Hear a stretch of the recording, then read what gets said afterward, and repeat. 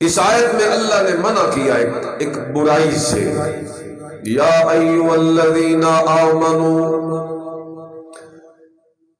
اے ایمان والو، لا یسخر قوم من قوم عسى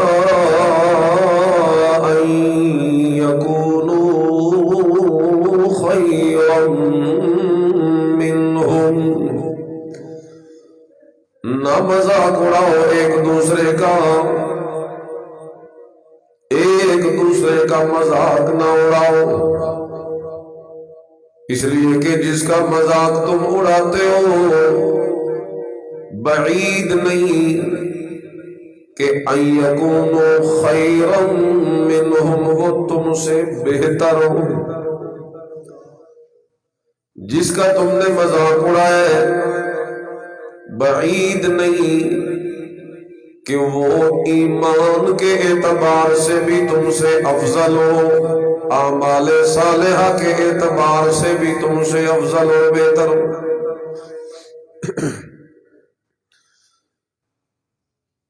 مردوں کو الگ حکم دیا اور اسی آیت میں آگے عورتوں کو علیحدہ طور پہ حکم دیا،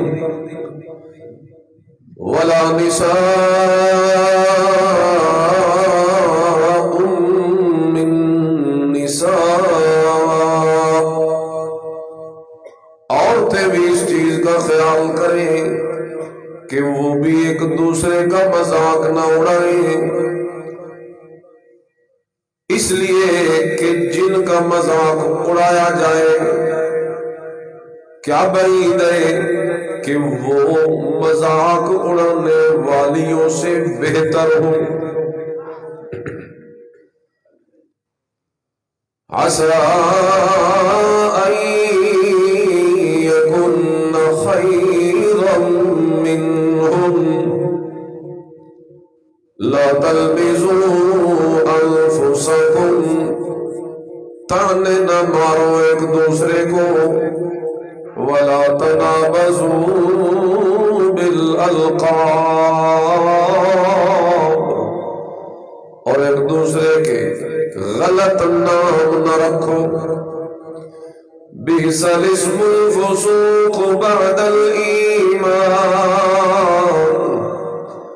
اس لیے کہ ایمان کے قبول کرنے کے بعد یہ بڑے بڑے گناہ کے کام ہیں جن سے پرہیز بھی لازم ہے، اس لیے کہ ایمان قبول کرنے کا مطلب ہی یہی ہوتا ہے کہ بندہ مومن بنے تو پھر زندگی اسی ایمان کے مطابق چلائے، یہ مطلب نہیں ہوتا کہ صرف مومن بنے اور مرضیاں اپنی کرے، یہ تو کوئی ایمان نہ ہوا۔ ایمان اصل میں یہی ہے کہ اگر مومن بنائے، اللہ کی وحدانیت کا اقرار کیا ہے تو پھر اسی کا ہو کے رہے، موحد بن کے رہے، توحید پرست بن کے رہے، غیر اللہ کی سو پکار، نظر نیاز، منت منوتی، سجدے چڑھاوے، رکوع سجود قیام قعود نہ کرے، اللہ کے سوا کسی اور پہ توکل یقین بھروسہ اعتماد نہ رکھے، اور اعمال میں بھی اس چیز کا خیال کرے کہ محمد رسول اللہ اگر پڑھا ہے تو پھر زندگی اسی نبی کی سیرت کے مطابق گزارے، زندگی اسی نبی کے اسوہ حسنہ کے مطابق گزارے، یہ ہے اصل میں مومن بندہ کہ جو ایمان قبول کر کے در حقیقت اللہ اور اس کے رسول کے بتائے ہوئے اصولوں پہ اپنے آپ کو چلاتا رہتا ہے، اور جو نہ چلائے وَمَن لَّمْ يَتُبْ فَأُولَٰئِكَ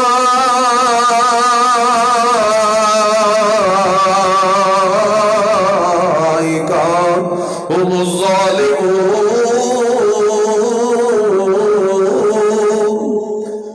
جو توبہ طائب نہ ہو برے کام سے، برے کاموں سے، بری عادتوں سے، برے اخلاق سے، برے کردار سے، ایسے لوگ ہوئے جو بڑے ظالم، اللہ انہیں ظالم کہتا ہے۔ حکم کون سا دیا؟ ایک دوسرے کا مذاق نہ اڑاؤ ایک دوسرے کا۔ اور یہ ایسا گناہ ہے جس نے آج ہمیں اپنی لپیٹ میں لے رکھا ہے، اس گناہ نے ہمیں اپنی لپیٹ میں لے رکھا ہے۔ جس کے دل میں جو مرضی آئے وہ کر لیتا ہے اور آخر پہ کہتا ہے میں تو مذاق کیتا ہے۔ مذاق میں ایک دوسرے کی آبرو عزت اس کی پرواہ نہیں، ایک دوسرے کو ذلیل کیا جاتا ہے، تنگ کیا جاتا ہے، ایک دوسرے کو دل سے دکھایا جاتا ہے، ڈرایا جاتا ہے مختلف طریقوں سے، اور جب مذاق کر لیتے ہیں تو پھر اسے کہتے ہیں بھائی جان میں نے تو مذاق کیا تھا، بس معاملہ رفع۔ یہ شریعت اسلام نہیں ہے، یہ کافرانہ طور طریقے ہیں۔ اسلام ان باتوں کی قطعاً اجازت نہیں دیتا۔ اللہ میرے نبی کریم صلی اللہ علیہ وسلم نے فرما دیا تھا، حجۃ الوداع کے موقع پہ بھی فرمایا تھا، آگے پیچھے بھی اللہ کے نبی نے اس کا اظہار کیا، کل المسلم علی المسلم حرام دمہ ومالہ وعرضہ۔ کیوں مسلمانوں، کل المسلم علی المسلم حرام، ایک مسلمان پر دوسرا مسلمان پورے کا پورا حرام ہے، ایک مسلمان پر دوسرا مسلمان بولو پورے کا پورا حرام ہے۔ آگے اس کی وضاحت کی، دمہ ومالہ وعرضہ، ناحق اس کا خون کرنا بھی حرام ہے، ناحق اس کا مال چھیننا بھی حرام ہے، اور ناحق اس کی عزت کو تار تار کرنا، بے آبرو کرنا، ذلیل کرنا بھی حرام ہے۔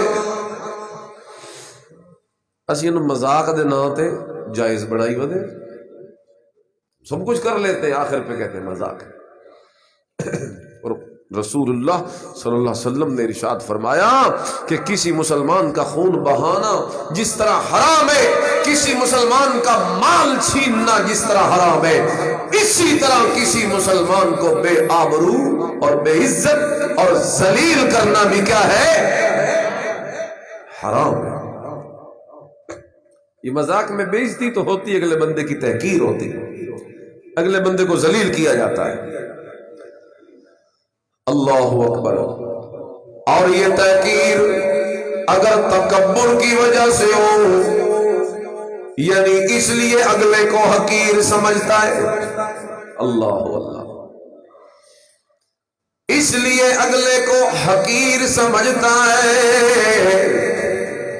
کہ دل میں تکبر ہے، تو سن لیجئے میرے نبی کریم صلی اللہ علیہ وسلم نے ارشاد فرمایا، من کان فی قلبی مثقال ذرۃ من کبر، جس بندے کے دل میں رائی کے دانے کے برابر بھی تکبر آ گیا، یقین مانیے ایسے بندے کو اللہ نے جنت سے دور کر دیا،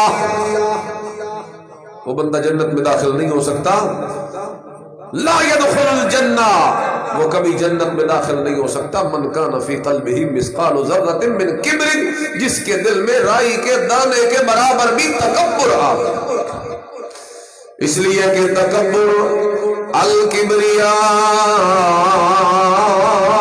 ردائی والعظمت ازاری،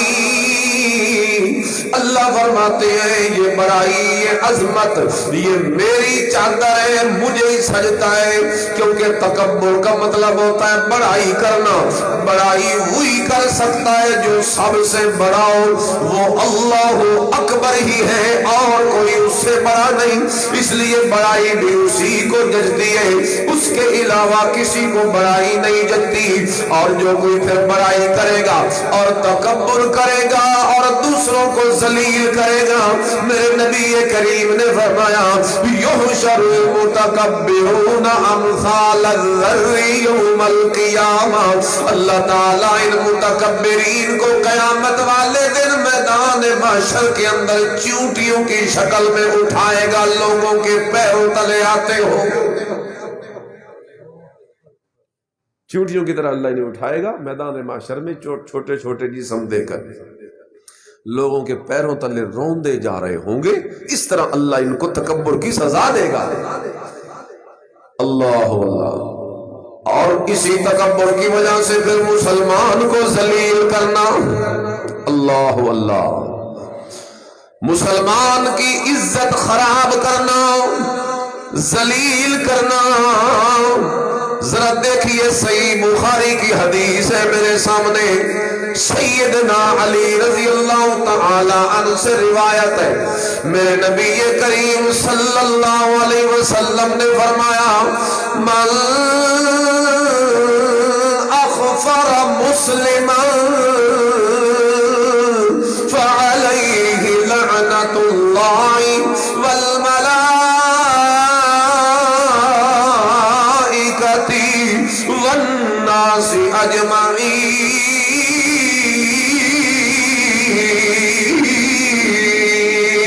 جس بندے نے کسی مسلمان کو بے آبرو کیا، بے عزت کیا، ذلیل کیا، میرے نبی کریم صلی اللہ علیہ وسلم نے فرمایا اس جرم کی وجہ سے علیہ لعنت اللہ، اللہ کی لعنت بھی اس بندے پہ پڑتی ہے،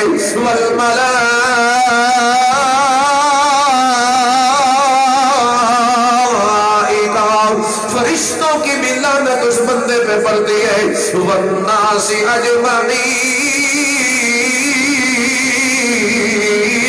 ساری انسانیت کی لعنت بھی اس بندے پہ پڑتی ہے جو کسی مسلمان کی عزت کو خراب کرتا ہے، جو کسی مسلمان کو بے آبرو کرتا ہے، جو کسی مسلمان کو ذلیل کرتا ہے، چاہے وہ بے آبرو کرے مذاق کر کے، چاہے وہ بے آبرو کرے تانے مار کے، چاہے وہ بے آبرو کرے اس کے پردے فاش کر کے، چاہے وہ بے آبرو کرے اس کی عزت کو خراب کر کے، جس طریقے سے بھی جس بندے نے کسی مسلمان کو ذلیل کیا، اللہ کے نبی نے فرمایا اللہ کی بھی لعنت پڑتی ہے، فرشتوں کی بھی لعنت پڑتی ہے، تمام انسانیت کی لعنت بھی اس بندے پہ پڑتی ہے۔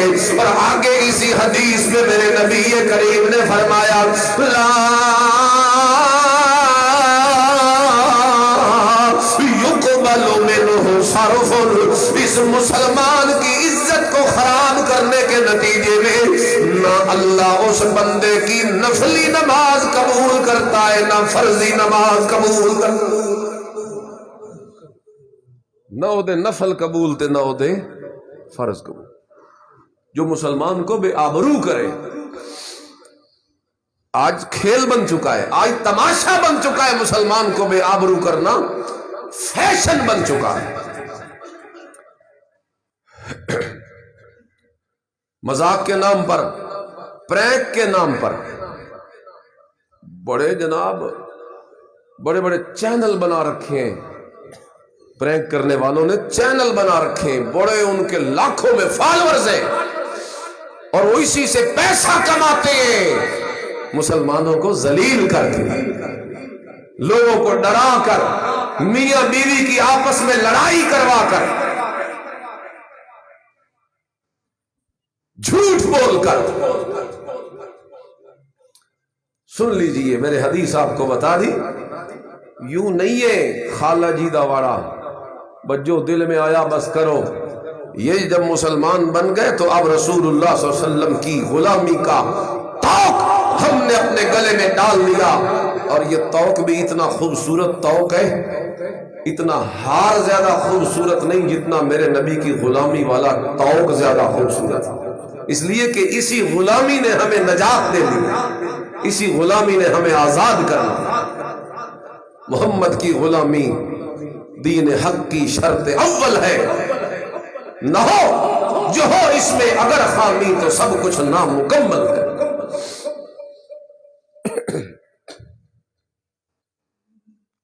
اور محمد کی غلامی ہے سند آزاد ہونے کی، خدا کے دامن توحید میں آباد ہونا۔ اس لیے کسی مسلمان کو ذلیل کرنا، حقیر سمجھ کے تحقیر کرنا، اس کی یہ سزا بتائی میرے نبی نے کہ اس پہ لعنت پڑتی ہے، اس کے عبادتوں کو بھی اللہ رب العزت قبول نہیں فرماتے۔ اللہ اللہ۔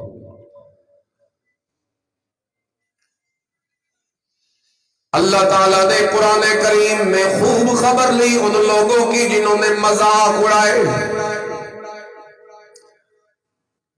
سیدنا نوح علیہ السلام،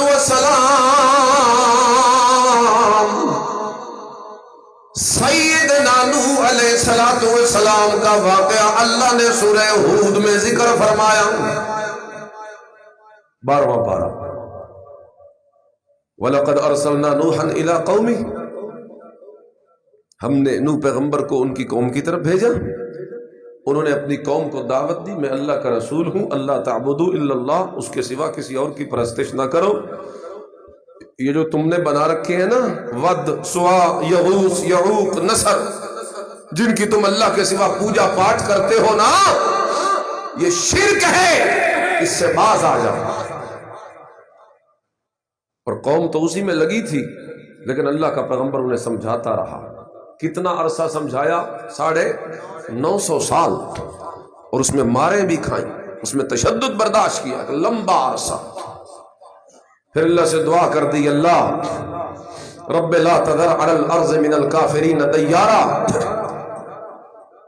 اے اللہ میں نے سمجھانے کی بھی حد کر دی ہے،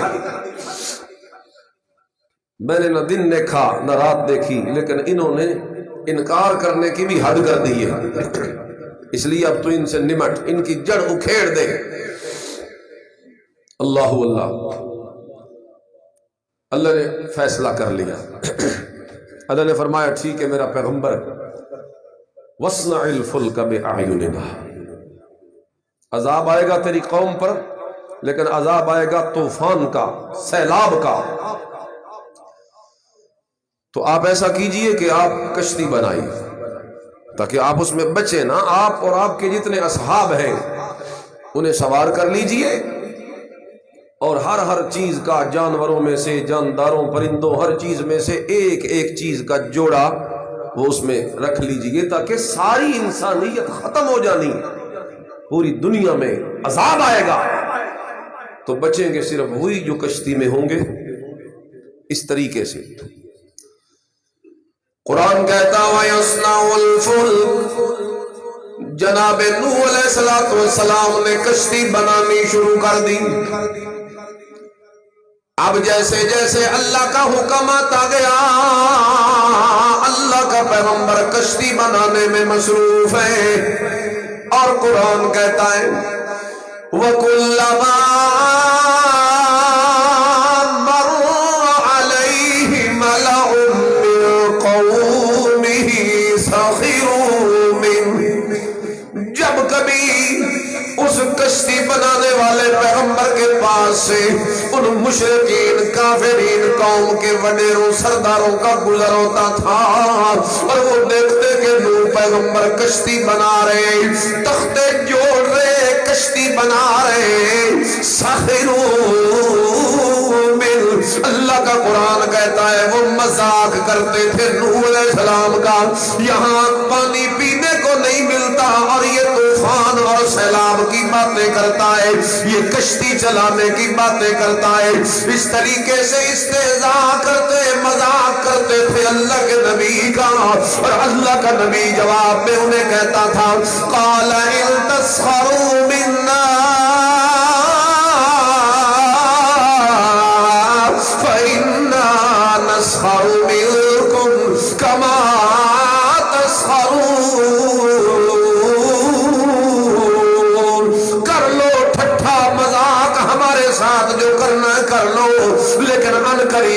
معلوم ہو جائے گا کہ پھر کون سچا تھا۔ آج تم ہم سے مذاق کرتے ہو، انشاءاللہ کل ہم تم سے مذاق کریں گے۔ اس لیے اللہ کا نبی انہیں بار بار مہلت دیتا ہے اور بار بار سمجھاتا ہے اور آگے سے انہیں اس چیز سے ڈراتا بھی ہے، اگر آج تم اللہ کے نبی کے ساتھ مذاق کرو گے کل تمہیں ضرور اس مذاق کا بدلہ اسی دنیا میں چکانا پڑے۔ تو مذاق، میں بات شروع یہی کی مذاق کی، تو مذاق تو پچھلے لوگوں میں بھی اگر نبیوں کے ساتھ ہوا، اللہ نے قرآن میں ان کی خوب خبر لی، فَسَوْفَ تَعْلَمُونَ مَن يَأْتِيهِ عَذَابٌ يُخْزِيهِ وَيَحِلُّ عَلَيْهِ عَذَابٌ مُقِيمٌ، ان قریب پتہ چل جائے گا کس پہ اترتا ہے عذاب اور کون بچتا ہے۔ حَتَّى إِذَا جَاءَ أَمْرُنَا وَفَارَتِ النُّورُ، قرآن کہتا ہے جس وقت ہمارا امر اور آرڈر اور حکم آ گیا، ہم نے حکم دے دیا زمین کو بھی، آسمان بھی برس پڑا، پورا آسمان جو ہے وہ برسنے لگ گیا، زمین میں سے بھی پانی ابلنے لگ گیا، اتنا اونچا اونچا پانی کے پہاڑ بھی اس کے اندر ڈوبنے لگ گئے۔ اس موقع پہ اللہ کا نبی اپنے بیٹے کو بھی کہتا تھا سآوی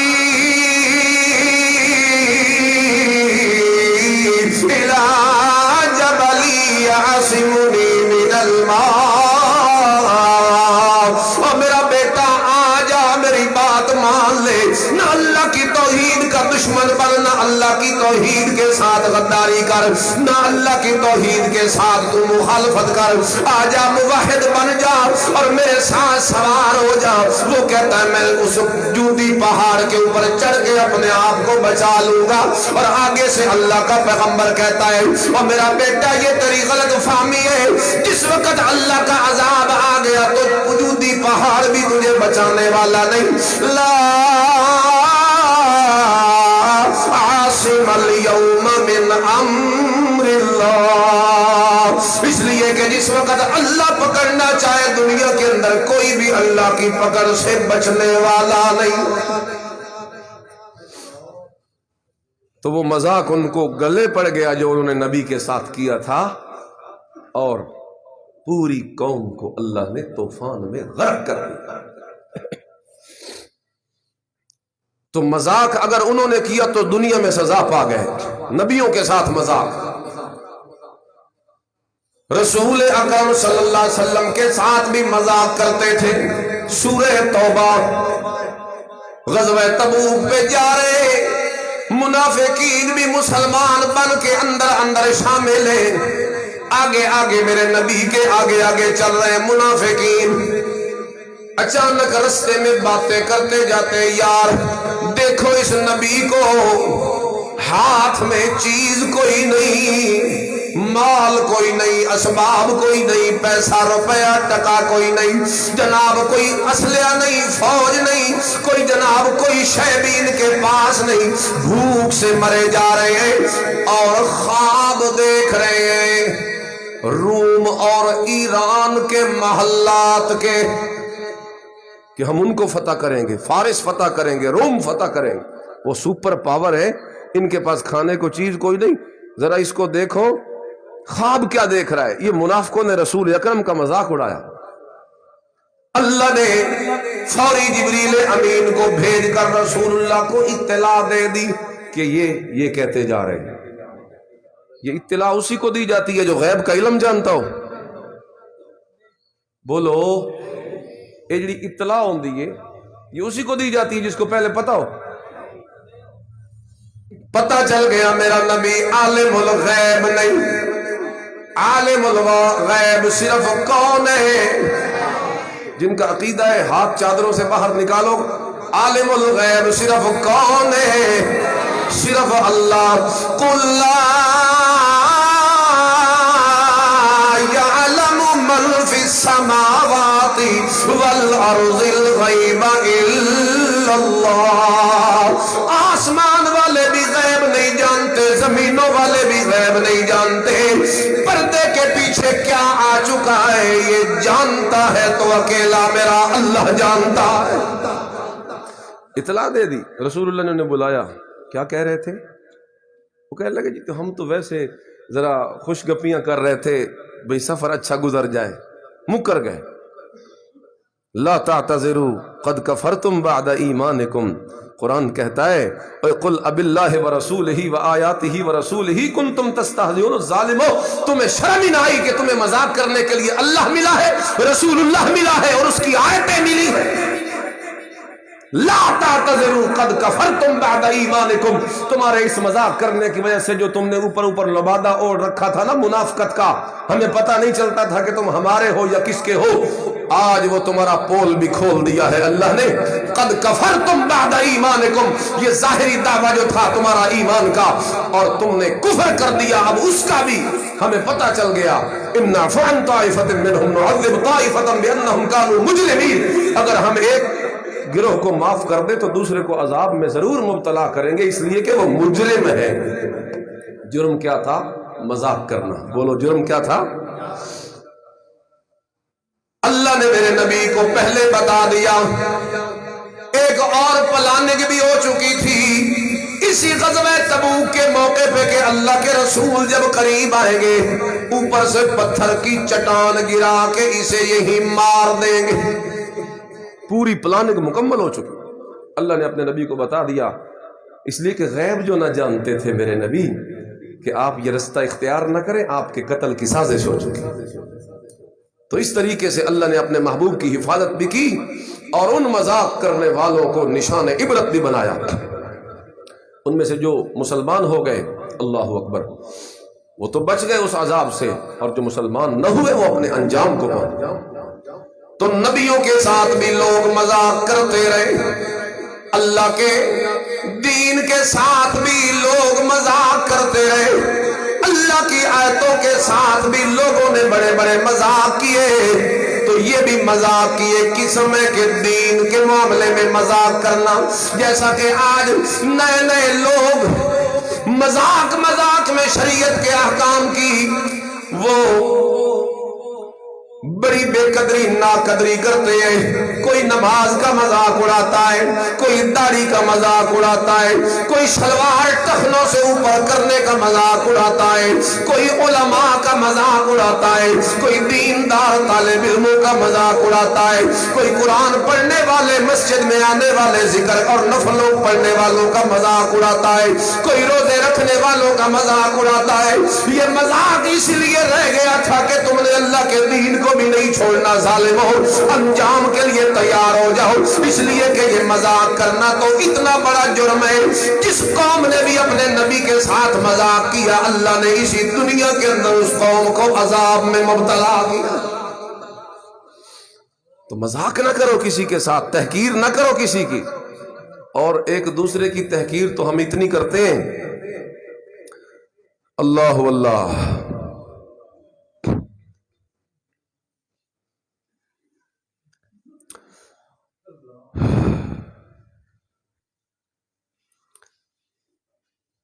دو چار باتیں کر دوں مذاق پہ. اور شکل و صورت کسی کی بیچارے کی اونچ نیچ ہو، کوئی رنگ یا آگے پیچھے ویسے کوئی، تو اسے معاملہ بس وہ بیچارہ مذاق بن کے رہ جاتا ہے معاشرے میں. حالانکہ شکلیں صورتیں کس نے بنائی ہیں؟ کوئی کالا ہو تو کیا، گورا ہو تو کیا، اونچا ہو تو کیا، نیچا ہو تو کیا، موٹا ہو تو کیا، پتلا ہو تو کیا، شکلیں صورتیں بنانے والا میرا رب ہے. لہذا کسی کی شکل و صورت پہ مذاق اس اللہ کی تخلیق پہ مذاق ہے. یہ صرف اس بندے کے ساتھ مذاق نہیں، یہ کس کے ساتھ مذاق ہے؟ اللہ کی تخلیق. اور جو اللہ کی تخلیق کا مذاق اڑاتا ہے اسے سوچنا چاہیے کہ میں اس کا مذاق اڑا رہا ہوں جس کے بارے میں اللہ نے قرآن میں قسمیں اٹھا کے کہا تھا، والتین والزیتون وطور سینین وہذا البلد الامین. مجھے انجیر کی قسم، مجھے زیتون کی قسم، مجھے طور پہاڑ کی قسم، مجھے مکہ شہر کی قسم، میں نے انسان کو بہت خوبصورت بنایا. تو شکلوں صورتوں کا مذاق اڑانے والوں کو یہ آیت یاد رکھنی. کسی کی فقیری کا مذاق، غریب ہے، پھٹے پرانے کپڑے. ہر بندہ نہیں مہنگی چادریں آپ جیسی لے سکتا، ہر بندہ مہنگا کوٹ آپ جیسا نہیں پہن سکتا، ہر بندے کے جوتے آپ جیسے برانڈڈ نہیں ہو سکتے، ہر بندے کا لباس آپ جیسا مہنگا نہیں ہو سکتا، تو لوگوں کو حقیر مت سمجھو، لوگوں کا مذاق مت اڑاؤ، کسی کے پھٹے پرانے کپڑوں سے، کسی کے اڑے ہوئے بالوں سے، اور کسی کے اس غربت اور فقیری کا مذاق نہ اڑاؤ، اس لیے کہ میرے نبی نے پتہ کیا فرمایا ہے؟ رب اشعث اغبر، رب اشعث اغبر مدفوع بالابواب، کئی ایسے اڑے بالوں والے گرد آلود چہرے والے لوگ ایسے ہوتے ہیں، مدفوع بالابواب، لوگ تو انہیں اپنے دروازوں سے دھکے دے دے کے باہر نکال رہے ہوتے ہیں، لیکن اللہ کے دربار میں ان کی اتنی عزت ہوتی ہے، ایمان یا اعمال کی وجہ سے یا دل کے اخلاص یا غربت کی وجہ سے وہ اللہ کے اتنے قریب ہوتے ہیں، لو اقسم علی اللہ لابرہ، میرے نبی نے فرمایا وہ اللہ کے اتنے پیارے ہوتے ہیں، اگر وہ کبھی کسی موقع پہ اللہ پہ کوئی قسم بھی ڈال دے تو اللہ ان کی قسم کو ضرور پورا کرتا ہے۔ وہ اندروں اللہ دے اتنے پیارے ہوندے کہ اگر کسی موقع پہ وہ اللہ پہ ایسے ہی اپنے دماغ سے کوئی قسم ڈال دے کسی کام کی، تو ان کی لاج رکھتے ہوئے اللہ ان کی قسم کو جھوٹا نہیں کرتا، اللہ اپنا قانون بدل دیتا ہے لیکن اپنے بندے کو دنیا میں رسوا نہیں کرتا۔ تو کسی کی غربت کا مذاق مت اڑائیے، کسی کی کمزوری کا مذاق بھی نہیں اڑانا چاہیے، ہر بندہ طاقتور نہیں ہوتا، بعض بیچارے غریب ہوتے ہیں، اور غریبوں سے تو میرے نبی نے بڑی محبت کی ہے، اور میرے نبی کریم صلی اللہ علیہ وسلم کو ایسے لوگوں سے بڑا پیار تھا جو مزدور طبقہ ہو، محنت مزدوری کرنے والا، سادگی کی زندگی گزارنے والا، اور ایک حدیث میں آتا ہے اہل الجنت بلہم، جنتی بھی وہی ہوں گے جو سادہ مزاج لوگ ہوں گے۔ جنتی جو جنت میں جائیں گے نا، حدیث میں آیا وہ بھولے بھالے لوگ ہوں، چالاک بننا اور چالاکی میں دوسروں کی وہ عزت کو لوٹنا ہے، مذاق اڑانا، ایک مجلس میں انہیں شرمندہ کر دینا، آنکھوں کے اشاروں سے ایک دوسرے پہ ہنسنا، ایک بول رہے تیز بن کے، باقی دو چار سائیڈ پہ بیٹھے وہ آنکھوں سے اشارے کر کے اسے ذلیل کر رہے، اس لیے کہ وہ آپ کا ملازم ہے، اس لیے ذلیل کر رہے ہو کہ آپ میں زیادہ مال ہے اور اس بیچارے کے پاس مال نہیں، اس لیے ذلیل کر رہے ہو کہ آپ کا مکان ہے اور اس کا مکان نہیں، اس لیے ذلیل کرتے ہو کہ آپ کے پاس گاڑی اور اس کے پاس گاڑی نہیں، اس لیے ذلیل کرتے ہو۔ اور ظالموں تمہیں سوچ لینا چاہیے تھا، ٹھیک ہے اس کے پاس مال نہ ہوگا، متاع نہ ہوگا، گاڑی نہ ہوگی، بنگلہ نہ ہوگا، پیسہ نہ ہوگا، اس کی دکان نہیں ہوگی، اس کے اچھے کپڑے نہیں ہوگے، اس کے پاس اچھی پگڑی ٹوپی نہیں ہوگی، لیکن ہو سکتا ہے اس کا ایمان اللہ کو اتنا پسند ہو، اس کے اعمال اللہ کو اتنے پسند ہو کہ وہ چلتا زمین پہ ہو، اللہ فرشتے بھیج کے اس کی حفاظتیں کرتا رہتا ہو، اللہ کی سلامتی اور سلام اس پہ آتے رہتے ہو، اور یہاں دنیا میں وہ غربت کی زندگی گزار رہا ہو، اللہ اس کے لیے انتظار کر رہا ہو کہ کب بندہ میرے پاس میرا شاہی مہمان بن کے آتا ہے۔ یہ تو سوچ لیا کر، ہر کسی کے مذاق نہ اڑاؤ فضول میں، سابقہ زندگی کا مذاق بھی نہ اڑاؤ، کسی سے پہلے کوئی غلطی ہو گئی تو آپ کو وہی اس کی غلطی یاد ہے، اب بیچارہ وہ توبہ طائب ہو چکا ہے، لیکن آپ وہ اس کی اگلی زندگی اب نہیں دیکھتے، آپ نے وہی ایک بات پکڑی ہوئی ہے کہ اس نے یوں کیا تھا، وہ تو ایسا تھا۔ حضرت حفصہ میرے نبی کی بیوی ہے، حضرت صفیہ یہ بھی میرے نبی کی بیوی ہے۔ حضرت حفصہ نے ایک موقع پہ حضرت صفیہ کے متعلق یہ کہہ دیا کہ یہ یہودی کی بیٹی ہے، بنت یہودی، یہودی، کیونکہ ان کا شجرہ پیچھے اسی طرح ہی تھا۔ وہ ایک جنگ میں قید ہو کے آئی تھی نا، کافروں کی بادشاہ کی بیٹی تھی، اور وہ سارے ان کو شکست ہوئی، اور یہ قید ہو کے جب آئیں غلام بن کے تو انہیں رسول اللہ صلی اللہ علیہ وسلم کے حصے میں یہ آئیں، آپ نے انہیں آزاد کر دیا اور ان کے ساتھ نکاح کر لیا۔ سبحان اللہ۔ تو یہ تانا دیا بنت یہودی، یہ یہودی کی بیٹی ہے۔ اللہ، حدیث میں آتا ہے یہ بات سیدہ صفیہ تک جب پہنچی رونے بیٹھ گئی۔ اللہ کے نبی صلی اللہ علیہ وسلم آئے، آپ نے دیکھا صفیہ میری بیوی رو رہی ہے، آپ نے پوچھا ماں یبکی کے کیوں روتی ہو، کیوں روتی ہو؟ نہ رلائے اللہ آپ کو بھی کبھی نہ روئے، کیوں روتی ہے میری بیوی، کیوں روتی ہے میرے دل کے بڑی قریب میری محبوبہ میری زوجہ؟ اس موقع پہ کہنے لگی مجھے حفصہ نے یوں بات کی ہے۔